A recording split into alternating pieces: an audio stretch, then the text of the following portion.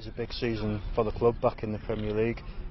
For yourself, do you see it as a big season for you personally too? Yeah, I mean, I've never played in the Premiership when I've been in this good shape, so it'll be interesting to see how I get on in that respect. And it's a big season for me personally because I want to obviously try and get back into the England South, and obviously the only way doing that is by my performances with Newcastle. So fingers crossed that can happen. Good morning, ladies and gentlemen. It's Thursday, the 20th of July. It's the first video of the day. Definitely will not be the last. Obviously, Manquillo still needs to be confirmed. It's about 10:30 in the morning at the moment, so just woken up and I thought, you know what, let's get some videos out of the way. Now we're starting off with Jonjo Shelvey. He's had quite an intense few days, or few weeks in fact, since the season's been over, and he's been talking to the press and the media in some very, very in-depth detail, which is very rare for Jonjo Shelvey because he's one of these characters that keeps himself to himself. Yes, he's a bit of a boisterous lad amongst the lads at the club, but you don't hear about him too much, you know, in and around the media outside of football. He's not one of these guys that goes out on the lash and gets himself into trouble, from what I've seen anyway, since he's been at the club. He's a family man, and obviously he's had that incident, obviously, with Roman Saiz back when we played Wolves last season. But apart from that, you don't hear about anything that goes on off the field. So it's good for him to come out, speak to the press and the media about certain things. And I've just pinpointed a few things that he's come out and said. Now, obviously, he's been talking about the incident that happens when he got banned for 5 games, was fined 100 grand, and had to attend the FA course for racial aggravation towards Roman Saiz.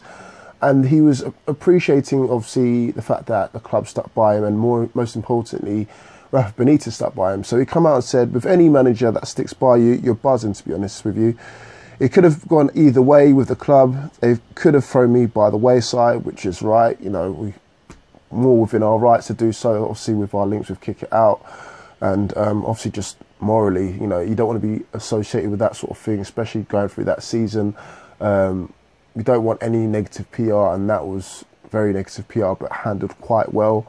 He went on to say, but they stuck with me, or stuck by me, sorry. They believed in me, and I feel I repaid them with my performances. And as soon as I got back on the pitch, which he did, and he was a sore loss, trust me, which I'll get onto in a second. I've just got to keep continuing to do that. The manager obviously thinks enough of me to keep me at the club and play me, so the main thing I need to do now is repay him. I was lucky that it was over the time that we had a lot of games. So, yes, all of that is true. We did miss him a lot, and that's one of the things that I wanted to touch upon as well. I put it out there on social media, on Twitter, that, you know, we need to replace him. Rumours have been bandied around about James McCarthy replacing, but that 25 million price tag is too much at this moment in time. I mean, even there's thoughts of CM de Jong replacing him, even though they did both play in the same team against Hearts. So again, I don't think he's a direct replacement for him. I even said, and now you can shoot me down if you want, but it's over now, Tom Huddleston would have been a good replacement for him. Not in terms of the same quality, but again, the same attributes, you know. Great vision, great long ball. And again, at the time, he was going for £2 million. Now, obviously, he's gone on to Derby County now, so that's done and dusted. But again, you see my trailer thought there as well. He also went on to talk about his own training regime as well, because obviously he's been looking after himself and obviously trying to get fit for the new season. Now, he's been spending 3 weeks out in Portugal just on his training alone. And obviously, that's just before, obviously, all of this stuff that's been going on in Ireland. So he's been talking about that. He said, last year I had a trainer, but this year I went away and did my own bit. I was going a lot of running. That doesn't make sense. This is me reading it off the Chronicle, by the way. 5k in the morning, and then an intense session in the afternoon, and then in the evening before bed I'd do another 5k. God, this guy's fit. So it was more of a case of ticking over because I'd lost that initial weight that I needed to lose. It was maintaining. Now, if you've seen recent photos of him compared to when we first signed him, he has lost a hell of a lot of weight. Looking very fit, looking very thin. Now, I must admit, Jonjo Shelvey is not the most mobile of players. He usually kind of sits in that quarterback role and lets his feet do the talking rather than him doing the walking or running, albeit. So, again, it's good to see him, you know, looking trim and taking care of themselves and actually taking this season seriously.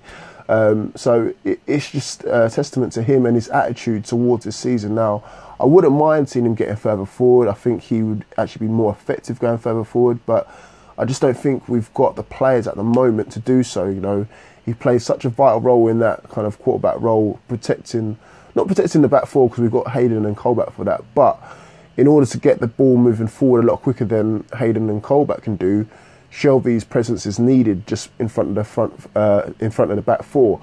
Now, if we do sign another defensive midfielder, which we have been looking at this season, or someone alongside Shelvey who can do something similar to Shelvey and that could be relied upon, then yeah, Shelvey can get further forward. But at the moment, we just haven't got those sort of players that can do so. Now, then he also went on to talk about the players currently in the squad and how they deserve their chance to shine in the Premier League, obviously being with us in the Championship season. But I don't think all players at the club that we've had last season will have the opportunity to do so. But he's come out and said it's not nice to be relegated at any level, even if you're playing Sunday League. It's horrible. We're the ones who put ourselves in that situation, but then again, we're the ones who've gone out every week and done trips to Burton and places like that, ground out wins and got us out of the league. Credit to us in that respect. Now we probably deserve a chance to show what we can do in the Premier League. So he's come out and said basically that, you know, they deserve a chance, albeit the players that you might think, we're going to sell them on. But yeah, I mean, obviously that's not up to him, it's more up to Rafa Benitez. But again, it's nice for him to come out and say that rather than say, you know what, thank you very much, you can jog on, and then we'll move on to some more high profile players. Now, moving on to Manquillo. Now, he's been spotted already in a Newcastle United training top, wearing the number 22, I believe, which was Yedlin's number. So it looks like Yedlin, if that is his confirmed number, Yedlin might be moving to maybe a more, you know, obvious number 2 for a right back. I don't know. I'm not too sure on squad numbers at the moment, because even Jonjo Shelvey's moved to number 8 from obviously what we saw against Hearts, and obviously Diame's moved to number 10 from what I believe. But yes, he's been spotted, and I've been doing a bit of research on Manquillo as well, just seeing people's thoughts on him, and I came across an article earlier this morning comparing Manquillo to Yedlin as well. Obviously both play for Sunderland, both potentially will be playing for us as well, and it was a case of, you know, Rafa's gone for him because he's a more of a yin to Yedlin's yang, if that makes sense, because Yedlin's strengths rely on the final third, getting forward, attacking, not so much defensively, whereas Manquillo's more of the opposite. He's more of a defensive right back. So again, I think that's the case. That's the reason why we've signed him, rather than getting 2 Yedlins. We've got a Yedlin and someone who can do the job defensively, kind of like what Ferne and Anita did last season. You know, Ferne and Anita wasn't known too much for getting forward and whipping in balls, but he did a job defensively when needed to against stronger opposition, which is what I believe Manquillo can do for us. So just waiting for that one to be confirmed, probably be confirmed after the training session. In fact, the training session is going ahead now. It's starting at 10:30 in Ireland, and then he'll be given his grand unveiling, hopefully, and then we'll move on to the next one. Apparently we're still after a goalkeeper and a striker, but I'm sure we'll hear more about those sort of rumours and targets throughout the day. So that's it for me, guys. Hope you've enjoyed this video, and again, thank you for sticking by me. I've had quite a few inboxes saying,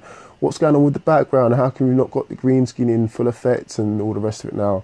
I've literally not got the time, guys. It's literally just a case of vlogging this whole summer what's going on at the club. So again, if you're still watching from previously before, thank you very much. If you're a new subscriber, then this is kind of temporary. I will be going back to using the green screen and effects and all the rest of it now. But again, time is of the essence, and things are moving so quickly at the club.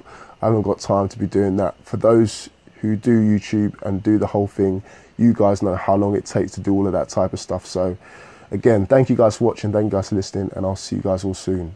Peace.